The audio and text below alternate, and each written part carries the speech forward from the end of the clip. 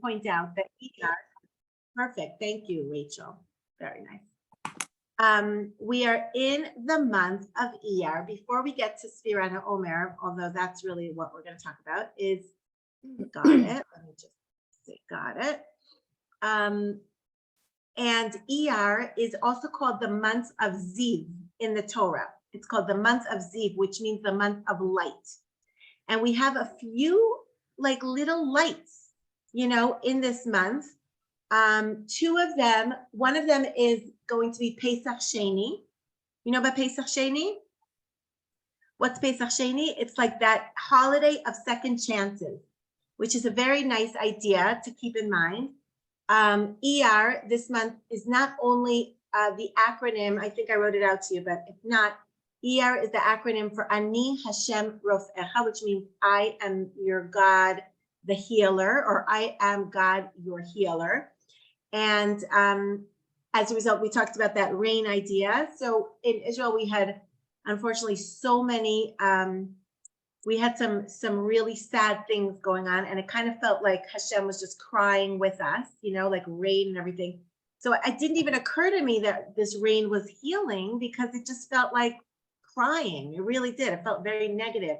But then when I read about this month and how it's all about second chances and it's about getting up from, you know, a situation where you're in the lowest of the low, which is what happens in the time of the Torah, where everybody was doing the Korban Pesach, and apparently a few people weren't able to do the Korban because they, whatever reason, they had a funeral, just like Alyssa, unfortunately, and they had to go and deal with somebody who had died, and they weren't able to bring the Korban, and they were very sad that they weren't able to receive that spiritual glow or that spiritual energy. And so as a result, they asked Moshe, could we have a second chance? And he said, yes. He said, let's do the second chance. And he really, this is like a new concept, because you really can't do something that has a specific time and specific place. Like you can't do Sukkot over again. You can't do Shabbat. If you miss the Shabbat, you can't do it. So this is a new concept. And it's just like this energy of like, if it didn't work out for you on Pesach for whatever reason, you can understand that this month, this whole month really, is a month of second chances, but especially on the 14th day of ER. And besides that, we have Lag BaOmer, which is another day of tremendous light. You know, I don't know if we're going to talk, maybe I'll talk about it in like a 10-minute WhatsApp class. But Lag BaOmer is the day when Rav Shimon Bar Yochai passed away, and it's his yortzeit, his day of death, the day that he died. And that day is also like when we commemorate the fact that he found, or he really revealed to everybody the secrets of the Zohar. So what is the Zohar? Anybody know?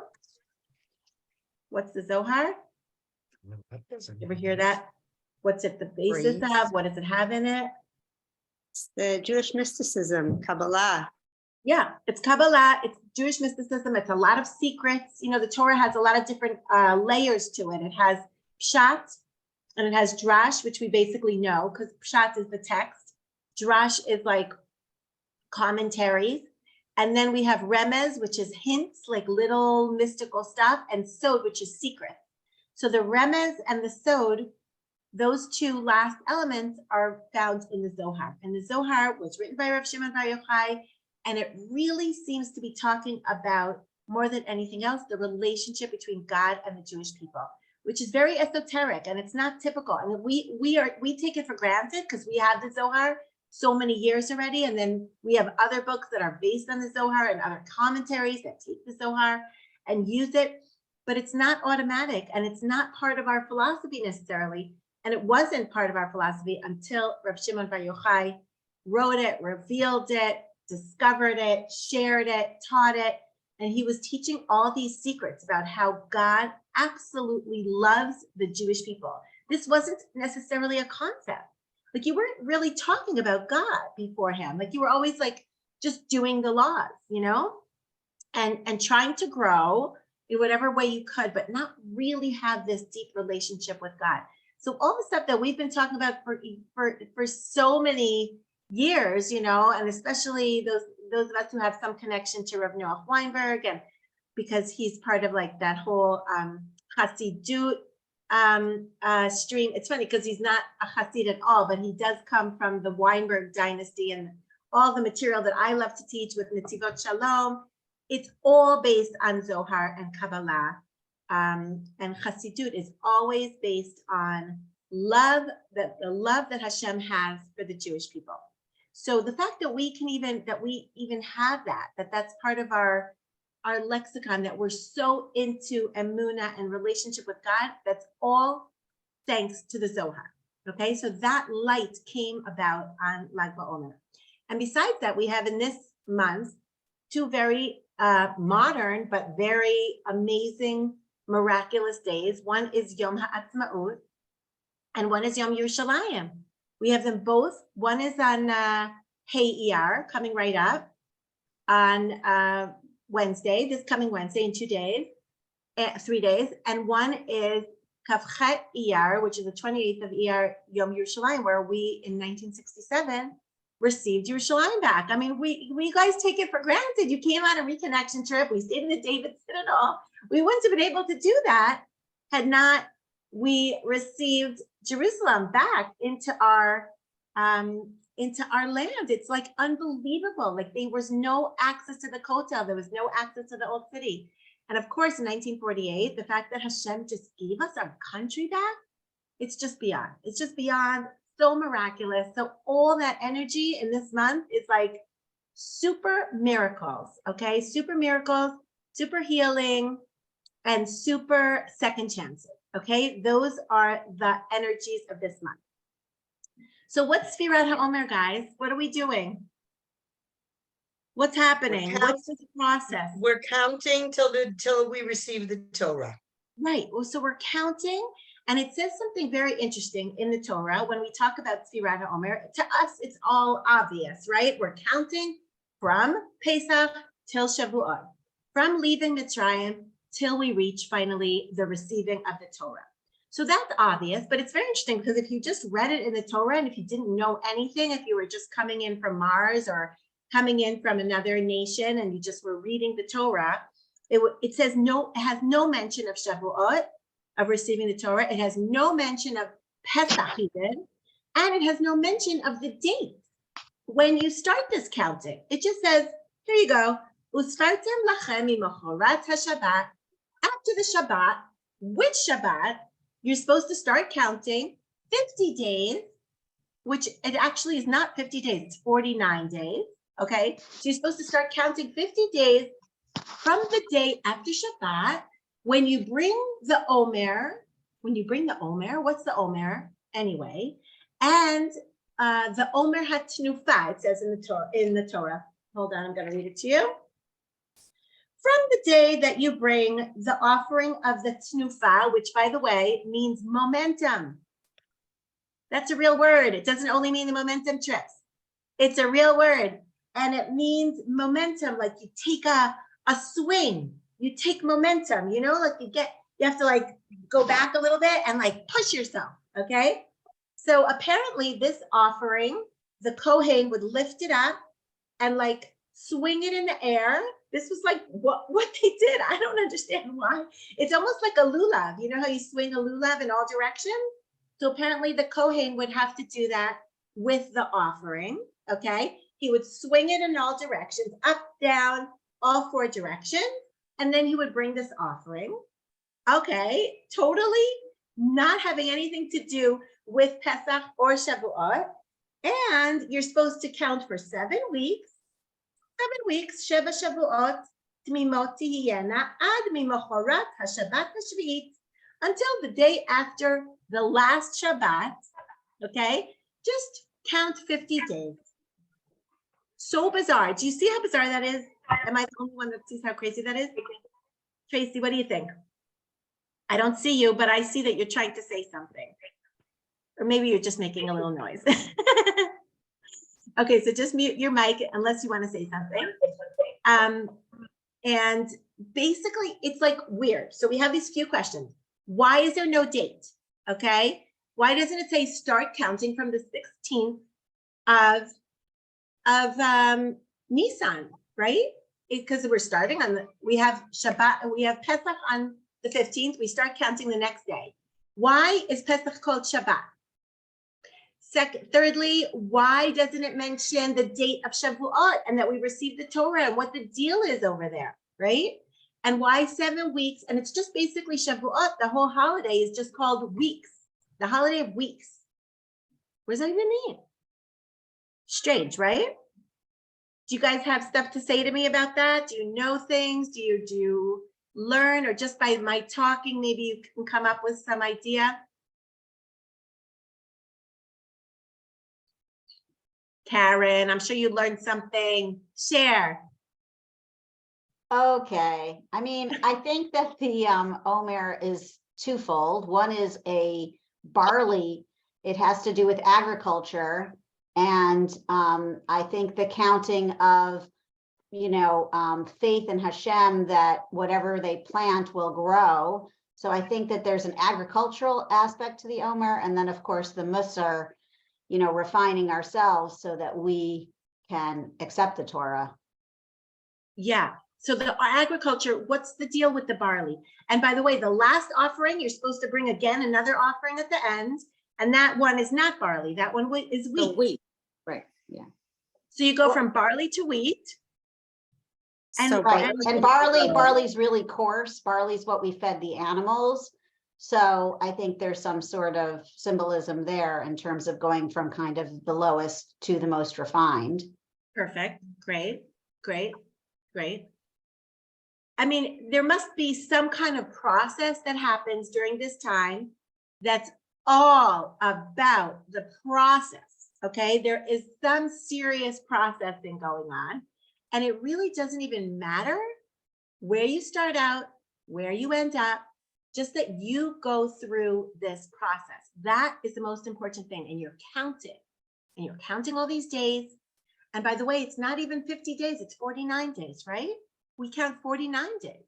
And then the 50th day is already Shavuot. So the question is, why did it say you're counting 50 days? Why is Pesach not even mentioned? And it's really, you're just supposed to count from the day after Shabbat. And you have this process and it's going through these weeks. Okay, and you're refining yourself. First of all, it's very obvious on one hand that when you leave Mitzrayim, you really haven't done anything yet, because Hashem took us out of Mitzrayim, right? Hashem took us out of Mitzrayim. We didn't do anything really to deserve that. We talked about that when we talked about Pesach, how it's all undeserved. It's all awakening from above. Hashem is like pouring out this redemption energy. And what are we actually doing? Like, we haven't really accomplished anything on our own, and we really haven't even become free. You just left Mitzrayim. Yes, you left that slave mentality, but the slave mentality has not left you yet, right? You're still a Mitzrayim type of person. You still have not done a thing to become the kind of person that Hashem wants to give a Torah to, right? But we cried out for a connection with Hashem. Yes, we did cry out. And that is true. We did put in a little bit of effort. Yes. And we had Emunah, which we were talking about back in the other class about Pesach, is that you do have to do something. You have to become at least a little bit of a vessel, And I think that little bit of Emunah and that little bit of a cry was like, they just had to like remove themselves from this pit that they were in, just to receive the blessing, to receive all this like amazing miracles from Hashem. But really, in terms of changing as a person, we didn't do anything yet. And so we're not really free, because you can't be free if you're not like really connected to a purpose. You haven't really become anything on your own. Like, you have to assimilate all that stuff. You have to assimilate that leaving Mitzrayim. And it's he says, hold on a second, the Netivot Shalom, I want to read it to you. He says it's like a child, or I don't know if it's a child or a person who is like initially brought like in a helicopter to the top of a mountain so that they will see the beautiful view and they will see how gorgeous it is to get to the top of this mountain. Like they're just literally brought there from in the helicopter, and they can look out and they can see how awesome it is. And then whoever brought them up brings them back down again. And now they get out of the helicopter, and now they have to start climbing to the top of the mountain. And I think what happens on Pesach is that Hashem like shows us all this light and like pours out all this energy as far as Hashem is concerned. Like, here I am, I love you, I'm sensing all this light and all this energy. And then we on our own have to then like get out of the helicopter after the first day of Pesach, and we slowly but surely have to make our way back up again. Hey, Joan. Hi, Sarah Larimer. So fun to see you. Oh, Shira Alvarez. How nice.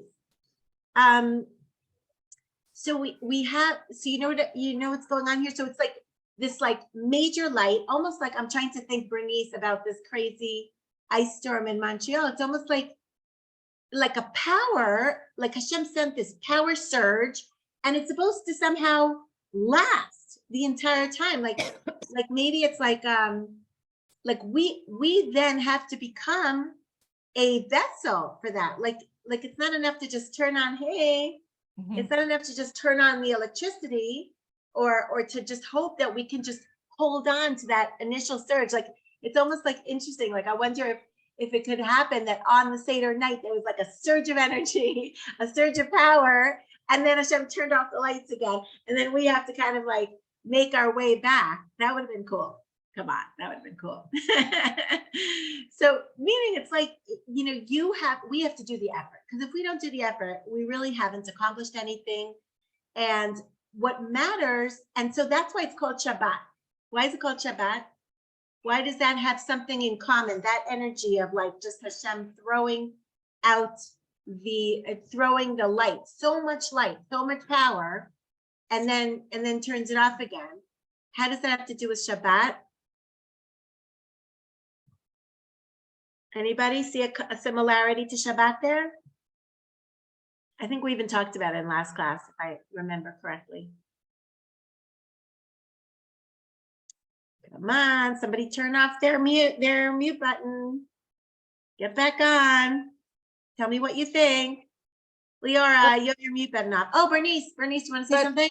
But we don't turn on any lights, so we go back into ourselves. Ooh, very nice. And that Hashem really kind of like puts it all out. Like he's putting in the effort on Shabbat, because he brings down Shabbat no matter what. Like Right. Every 7 days there is Shabbat, and we kind of enter into Hashem's, I don't know if home, but Hashem's atmosphere. It's like all this holiness, and it exists. Even if you don't realize it exists, and even if you don't keep Shabbat, Shabbat is there no matter what, and Shabbat is holy.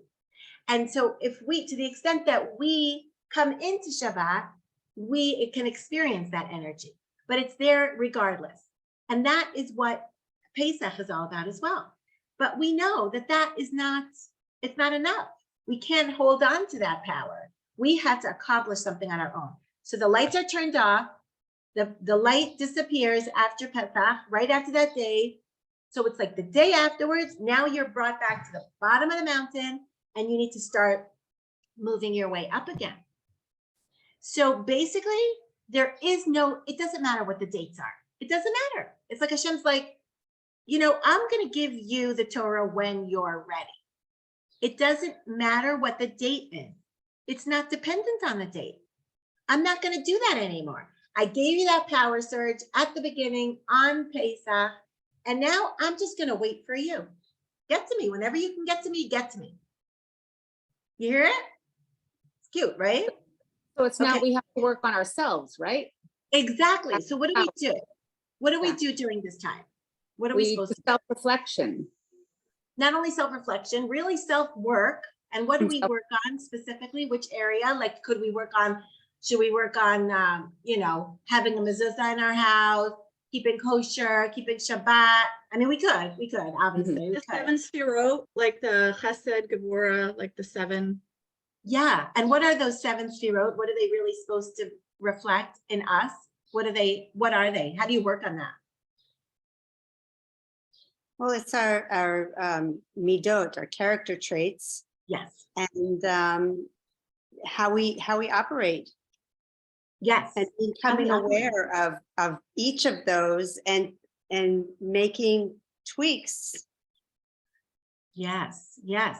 It's making tweaks. It's really refining ourselves. Because if you think about it, how crazy is it that 49 days after we left Egypt and we were totally assimilated and we were in like the 49th level of Tuma, right? We were in the worst of the worst scenarios. We were just like so assimilated. We had no identity.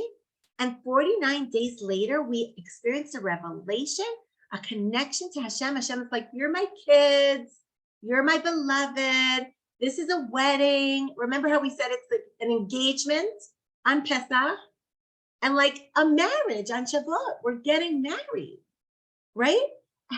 I mean, it's beyond bizarre that Hashem supposedly connects himself to us and really wants us to be his beloved, his wife, so to speak, or at least his child. He has a real loving relationship with us. And we're supposed to reach that in 49 days. Okay? That is crazy. It's impossible. It's really impossible. So first of all, yes, it's impossible. And don't worry, we're not really supposed to become perfected human beings. However, the 7 Sefirot, as Tanya was saying, gives us a little bit of a framework. You know, Chesed, we're supposed to work on Chesed. Gevurah, we're supposed to work on Gevurah. You know, Hashem knows that he's connecting with us as a finite human group of people. You know, like you guys we're not going to reach perfection yet. Although, as a clown, this is always the case, and Netivot Shalom brings this up as well. He always brings this idea that as a group, as a unit, all of the Jewish people together are perfect. Okay? Do you see that? You see why that would make sense? How is that a possibility that we would be perfect as a unit, as all the Jewish people together? Because we make up for each other's frailties. Yes, we make up for each other's frailties. What one person has as a weakness or doesn't have, another person has. And that's their strength, actually. They're good at it. So everyone together makes up this wholeness, this completely not lacking. And really, we're supposed to work on our character traits. So that's something to keep in mind. It's not a time necessarily to do tshuva on everything. That's Rosh Hashanah, right? This is a time to work on our midot, on our character traits. And this is a cute thing I just saw here. Do you see this? Do you see what that says at all? No, eh? Hold on. It says 49. Okay, it's 49. I'll show you in a moment. 49 days that we're going from the lowest of the low to the highest of the high. Those 49 equals in gematria. Do you see what it says here? Hold on, I'm going to change it. Lev Tov. Do you see Lev Tov?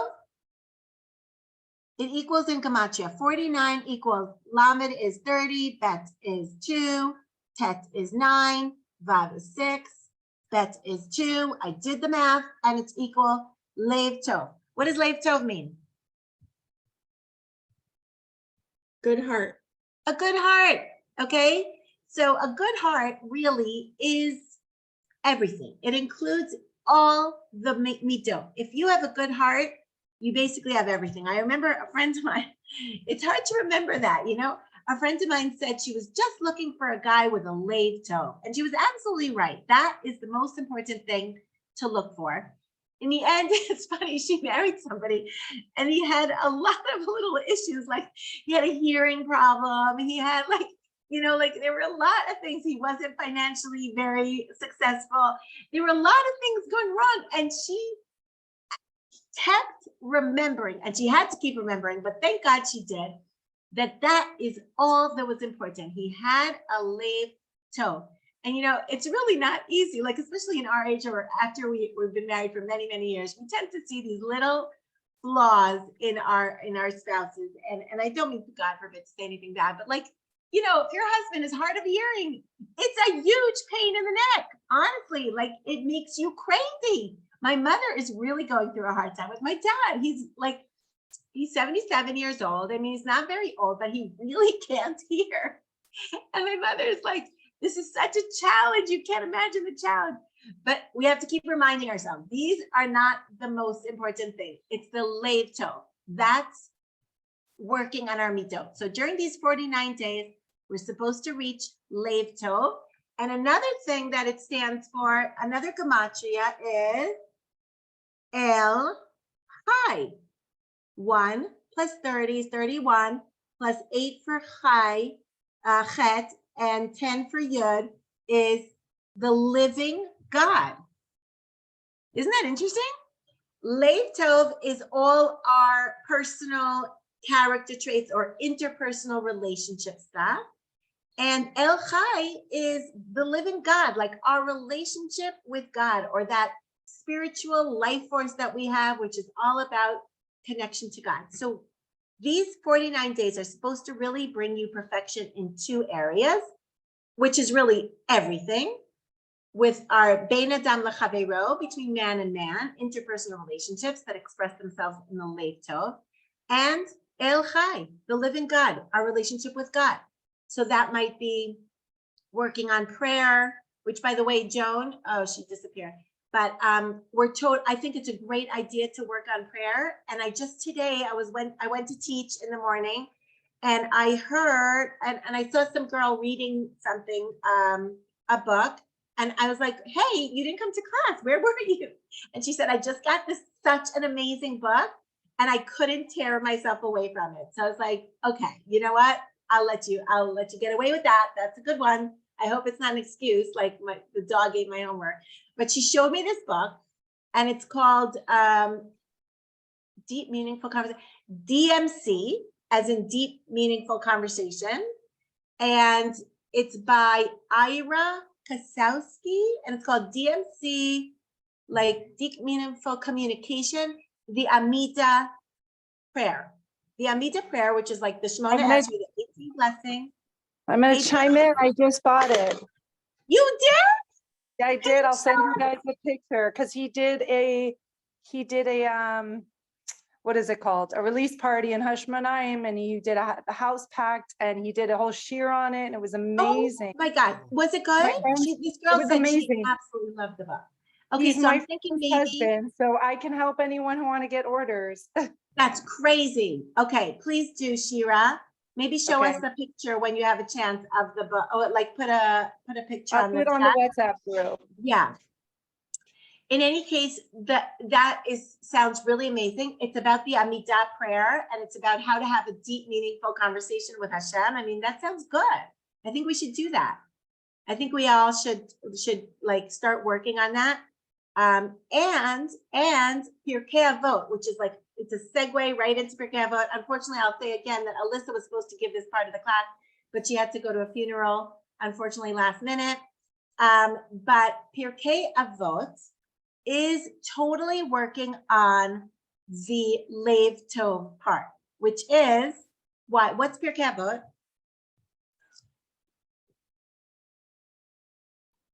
Ethics of our fathers. Ethics of our fathers. It is ethics of our fathers. Now, the ethics of our fathers, first of all, what does that even mean? Ethics of our fathers? Who are our fathers? Like Abraham, Yitzchak, and Yaakov? Which, by the way, yes, it could be. Netivat Shalom says a few things. What does Avot mean, the fathers? First of all, it is what we learn from our forefathers, because when our forefathers were alive, right? And when they were like creating the Jewish people, the Torah was not given yet. So we can't really learn from them what is Jewish law or what the mitzvot are or what the prohibitions were, because they weren't necessarily keeping the Torah the way we know now. But what were they keeping, and what can we learn?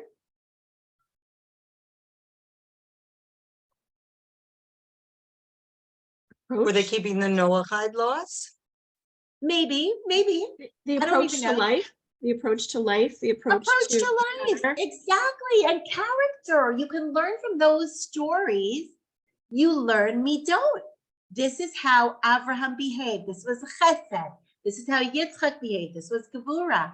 This is how Yaakov behaved. This was the connection between the two, the emet, the tiferet, the gevura and chesed together. So everything we learn, what do you say?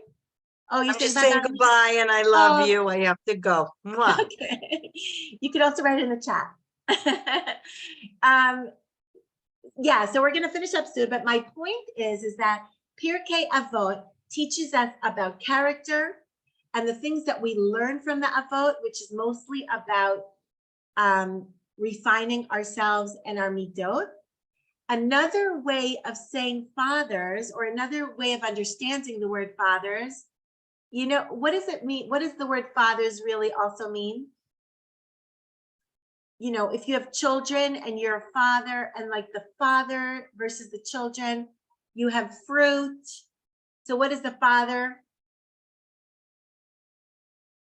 Like wisdom or like guidance. Yes, or it can also be the roots of everything. The father is like the root, right? The parents are the roots of the children. So too, the Netivot Shalom says, the ethics of the fathers is a combination of all the roots for all our actions. Because in the end of the day, the reason why we do stuff is all because of our beliefs, like Tanya was saying before, our approach to life and our character traits. That's it. It's the moach and the lev. We've got the brain, so to speak, the philosophy, the approach to life, all our opinions and beliefs, and our hearts, because that's the place where we have all our character traits. If we don't have our mind in the right place and our heart in the right place, we don't end up doing mitzvot. And if we don't have we end up doing averot. The actions are all rooted in our approach to life and in our midot.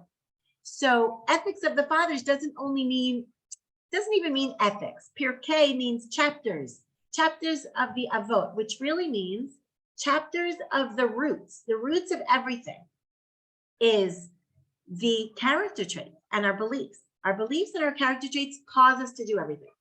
So it's almost like you're saying it's the chapters of the roots versus the chapters of the fruit or the children. You know what I'm saying?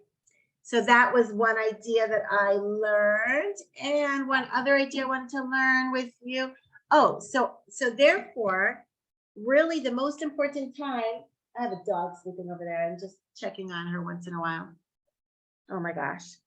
Don't get me started on my dog.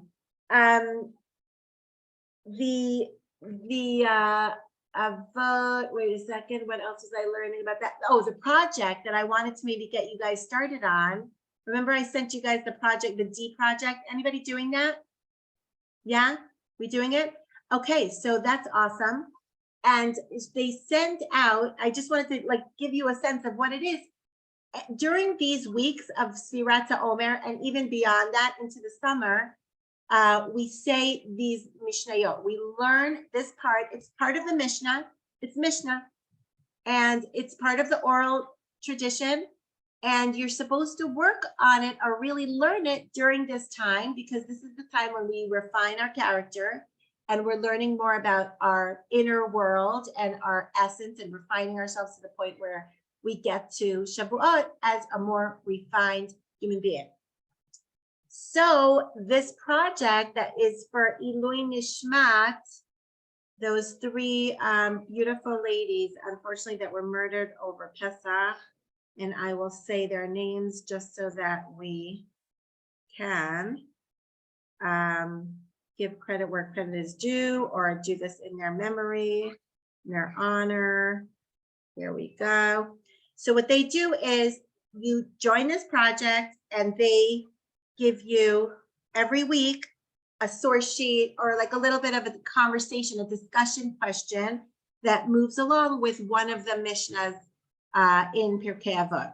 So if you want to take a look at what it looks like, there's like a little PDF, they send it to you, and it comes with some discussion questions at the end. This one specifically that they were talking about this time is about the idea of the Masorah, the transmission of the Torah. What I actually really liked was last week, they gave an idea that the whole Mishnah of Pirkei Avot starts with this idea that every single Jewish person has a chelek le'olam haba, in the next world. Every single Jewish person has a portion in the world to come. Now, I don't know about you guys. Do you guys relate to the world to come?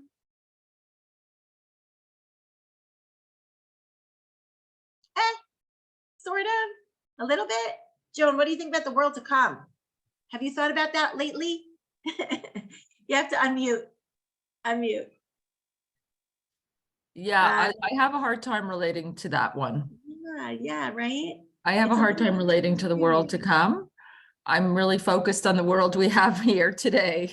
I know. So it's interesting that the Mishnah, which is all about, very down to earth character traits and working on yourself and bein adam l'chaveiro and interpersonal relationship. I mean, in the next world, we're not going to have any relationships exactly, and we're not going to be doing any of this kind of work. So why are they mentioning that every single Jew has a portion in the world to come? Why do you think? Why is it so important to just mention that? When Right you at say the portion, what does portion mean? Like portion? Yeah, what does portion mean? Also a good question. What does it mean? We're going to be hanging out in the world to come. There's going to be a land, just like you have a portion of land here. You've got a house, you've got a plot, right? You can buy a plot of land. So apparently each and every one of us, no matter what, has a plot of land in the world to come. And it's supposed to be encouraging because it's saying, no matter what you do, you just have to, you come already with that portion of land. It's your inheritance. You've got a spot, okay? You've got a spot no matter what. Just try not to mess it up. You've got a spot. It's coming to you. It's your inheritance. You are a child of Hashem. You've got a little portion of infinity in you, and that gives you an infinite portion in the world to come. Now, why does it mention this at the beginning of Pirkei Avot? What's it supposed to, what's the message here? How do you relate to that, ladies? Anybody? Yes, actually relate to the world to come? Some people do. My mom, for instance, totally into the world to come. But I feel like, why?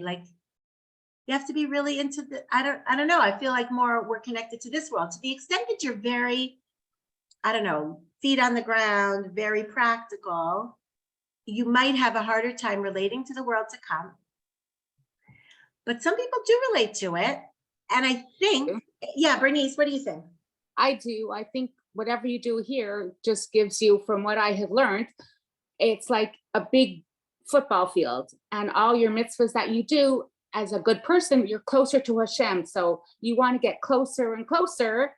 So just do good here. Exactly. It's really scary when you think of it, but it's like we're in the waiting room like this. It's supposed to be better in Olam Haba. So you got to really work on it. And then when you dedicate something like the shiur to those 3 women that passed away, so it pushes them a little closer to Hashem because they can't do their mitzvahs anymore. So it's kind of scary. Exactly. And maybe wonderful. Who knows? Maybe it's a better world there. We're doing the hard work here. Yeah.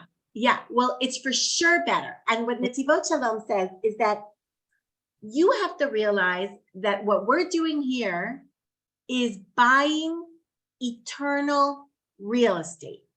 It's like everything in this world is meaningful only to the extent that it's giving you more eternal real estate.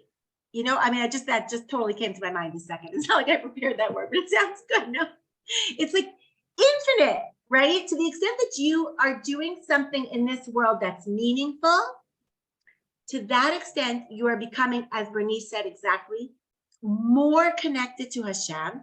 And that's what matters, because otherwise anything you do in this world is just, it's like putting, let's say you're working on a car. Okay, like let's say this is your job. There's this what's it called? The thing where like they put the suitcases on. There's a oh my God, I'm losing my English. Luggage A rack. what? Yeah. Conveyor Luggage belt. rack. A conveyor belt. Thank you. Conveyor belt. Conveyor belt. You're working on the conveyor belt and you are responsible to put, like you're working on a car, right? And they pass all these cars and you're the one that screws like a couple screws into the wheel, okay? And fine, it's a meaningful enough job because it gives you money to feed your family. And you know, this is your job, right? So the question is, if you knew that at the end of the conveyor belt, the car that you were working on, for some bizarre reason, every single car would literally at the end of the conveyor belt go off a cliff and be smashed to smithereens. If you knew that, would you be able to stay at that job? Even if it does give you money and you do get It a would be salary, demoralizing. it's demoralizing. And it's like, oh my God, this is so meaningless. Okay, you can't stick with something that is so meaningless. You can convince yourself maybe to do it for a little bit of time, but I feel like if you knew that in the end of this world, no matter what, however much meaning you were putting into it or you were trying to put into it, if at the end of that conveyor belt, you were going into nothingness and meaninglessness and just fading away and not having any eternal existence and any relationship with God, it would just make your whole life extremely difficult to bear. You couldn't bear that level of meaninglessness. Is that resonating with anybody? Okay, so if you know that you are creating a relationship with Hashem and that everything you do in this world is buying real estate in the next world, which really means just having a relationship with God who's eternal, right? And it's getting you closer. That gives everything in this world meaning. So it's just like an introduction. And then it's saying, Joan, then you can go ahead and live your life. But just know that in the end of the day, this is the end goal. This is the end purpose. We need to get to the next world, which means we need to experience a real relationship with God from everything that we're doing. And the entire Mishnah about these character traits are really showing us that you can't develop a relationship with God just by doing mitzvot. If you're a jerk of a person, like if you're not a mensch, if you do not work on your character and you're a bad person, even if you do all the mitzvot and you keep kashrut and you keep Shabbat and you do all the little details, you know, that's not enough. That is not enough. And also this last point about Pirkei Avot, why it's called Ethics of the Fathers. Mitzvot Shalom says it's like a father talking to his son. Hashem is telling us throughout Pirkei Avot, I am your father. And this is what you need to do. These are the kinds of things you need to work on in order for me to just enjoy being in your company. I am your father, and that's not going to change. But you know how we do some things for our parents, even though we don't want to do it, but we do it because we love our parents and we know that this would make them happy. And Hashem is basically saying, you are my son. And there's certain things that are not befitting for you to do for me, to just like behave like everybody else. You can't be a jerk. You can't do a chilul Hashem. Oh, you have a cat also. Look at that. You have an animal, a pet. You cannot be a despicable person because you're my son. And that's the biggest musar, as Karen was saying before, these days, which are so important for musar, for just character behavior. It's like, you have to think to yourself, what is appropriate for a son of God? We are princes and princesses. And that is the biggest musar for us. It's like Hashem is saying, you are my children. And there's actually a pasuk in Tehillim which says, Musar Hashem b'ni al tim'as. Do not disregard the musar of Hashem. B'ni, my child, okay? So the Netivot Shalom, as Hasidic sources tend to do, is flip it around. And instead of do not disregard the musar of Hashem, my child, he flips it around to say, Musar Hashem, the biggest musar that Hashem can give you is B'ni. You are my child. Al tim'as, do not disregard, meaning don't disgust yourself. Don't become a disgusting person because you are my child. And that is, we have to always think to ourselves, we are children of Hashem, and we have to get to that point on Shavuot where we are worthy of being children of Hashem, of really coming into Hashem's presence.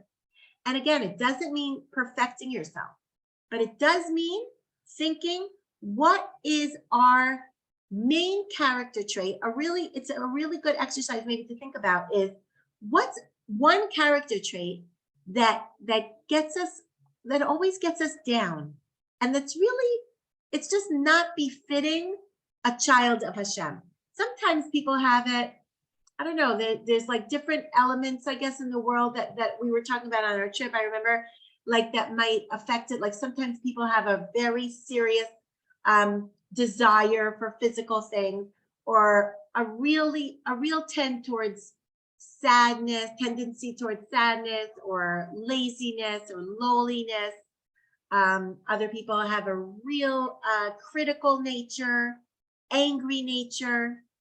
Sometimes you have to think to yourself, what is one thing that I can take and really work on myself during this time of Sfirat Omer, trying to become better with my Lev Tov, with my El Chai, with my relationship with God, my relationship with people, and really think to ourselves, what is it that we can work on that will make us feel a little bit like we're working towards becoming children of Hashem, like behaving in an appropriate way that's befitting a daughter of the king, a son of a king, a child of Hashem.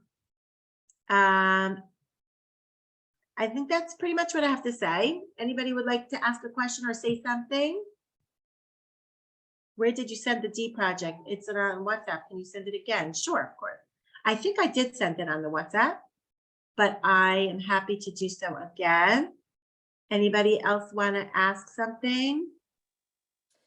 I was just going to make a comment. You were saying before about the why do we say that every Jew has a portion in the world to come?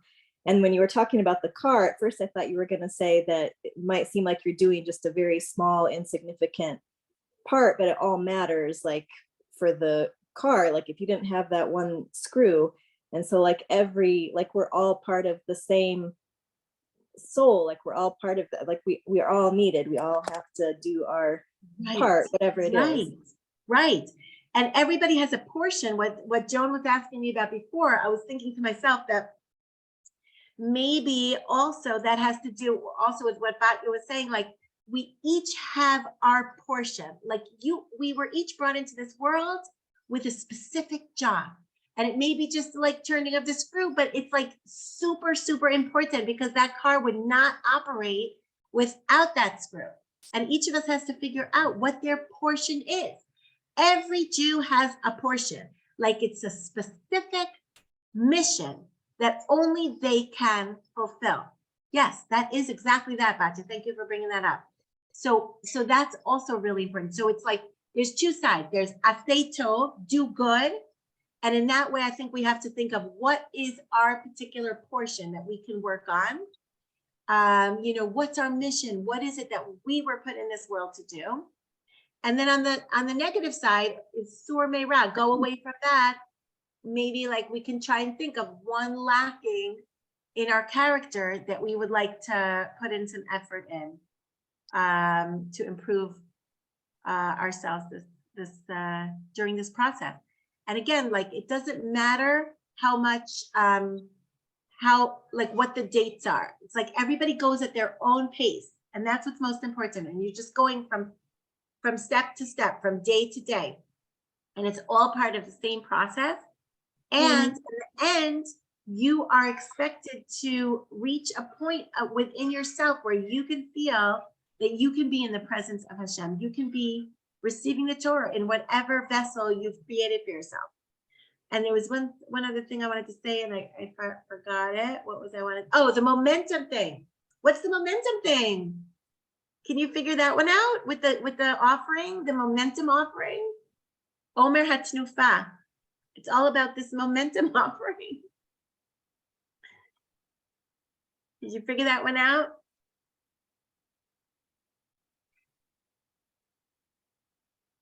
So sorry to leave. Thanks, Dini. Sure, of course. Everybody, we're totally finishing up. I'll just tell you on what I was thinking is that momentum. You need momentum to change. Like we can't really change without, I don't know, a little bit of a shaking up. And it's very unfortunate, but it felt like this Pesach, I don't know, maybe also in Montreal and Canada with the ice storms, like it was like Hashem was shaking us up a little bit. You know, we're here with the terror attacks and all around, there was just like really hard things happening. And, I prefer if it not be Hashem shaking us up and we can just shake ourselves up. But sometimes you need a shake up. And apparently also the Levian, the Levites in the Beit HaMikdash, Aaron, I don't know how he was able to do this, but he actually had to pick up the Levi and swing him in the air. That's the other place where it's mentioned. In order to become a Levite in the temple, you actually were swung in the air. You were like flown in all kinds of directions. And I think the point again is like shake you up a little bit. And it's a good name for a trip, actually, the momentum trip, because it shakes you up. It just starts everything going in a different direction. It's like a little bit of a shake up. And you need to take that momentum. And maybe if each of us can just like think to ourselves, like, what's the momentum? Like, let's get started with like shaking ourselves up a little bit in order to really affect that kind of change that we're looking to get at the end of this process. And with all the light in ER, and those are my wishes for you all today. Any other comments before we say goodbye? And remember that I think we should get that book. It's called DMC, Deep Meaningful Conversation by Ira Kosowski. We're going to post it on the group. And I think we should work on it. It's about prayer. And it seems like what everybody's interested in learning. And maybe the next time we meet will be right in time for Shavuot, more or less, like Rosh Chodesh Sivan. And we'll do something about prayer as well as something about Shavuot. Sounds good? Okay. And I just wanted to say that this is all Le'ilui Nishmat, Leah Bat Rafael HaKohen, Maya Esther Bat Harav Aryeh Mordechai, Rina Miriam Bat Harav Aryeh Mordechai. It should be their elevation of their soul. Anybody else want to add somebody's soul or somebody? Thank you, Sarah. Or somebody refuah shalema for anybody? You just throw one in. Golda Basbela. Golda Esther Bat Bela? Yes. Esther Bat Hana. Esther Bat Hana. Okay. Hannah Bat Esther. And which? And Eliana Simcha Bat Kamuna. Eliana Simcha Bat Emunah for refuah shalema? Kamuna. Yes. Okay. I have a couple people, not really Hebrew names, but Alex Coiter and my aunt Victoria Bat Esther. Okay. Halavai, refuah shalema. All right. Okay, wait, I have a name. Okay. Shoshana Devorah Bas Yehudit. Shoshana Deborah Bat Yehudit. Who was that? Who's speaking? Who's Samsung? My camera wouldn't work. Shoshana. Okay, but who are you? Okay, say it again. Shoshana. Shoshana Devorah Bat Yehudit for Shalema. Okay, my cousin. Okay. Yeah. Okay, good. And let's do for Tracy for a second. Aviva Hadassah Leah Bat Shana. Amen. Refuah Shalema. And this is a big month for refuahs for everybody, healing and good news and miracles. Okay. Amen. Y'all. Bye, Dini. Thank you. Thank Pleasure. you. Pleasure. Meet next month. Thank you, everybody. See you.